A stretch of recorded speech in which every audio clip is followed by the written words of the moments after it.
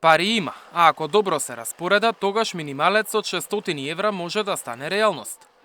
Лидерот на СДСМ направи математика и предложи на власта од каде да скрати за да обезбеди пари. И за повисока минимална плата, и за субвенционирање на придонесите, како помош за приватните компании. Според Филипче, потребни се 120 милиони евра. Ако од категоријата стоки и услуги се скратат до 30%, тогаш може да се добијат 130 милиони евра. Дополнително, со 20% намалување од субвенции и трансфери, излегуваат уште 75 милиони.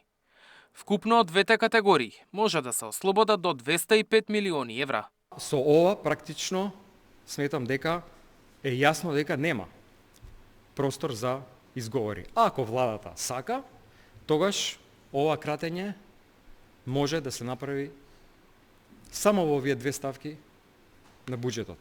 Нека дадат предлог за ребаланс, веднаш ќе го поддржиме во собранието. Дали е ова прифатливо? Прашавме во Министерството за финансии.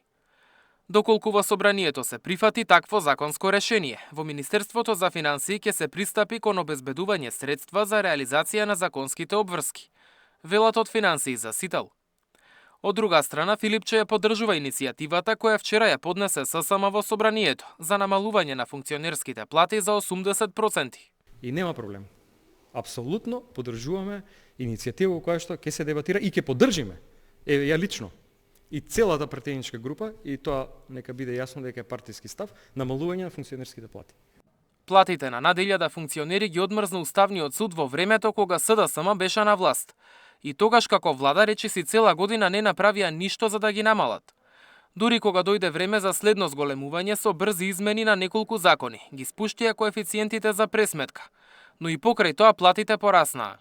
Сега СДСМ како опозиција сака замрзнување на функционерските плати, а по синдикалниот протест поднесоа и закон за зголемување на минималецот.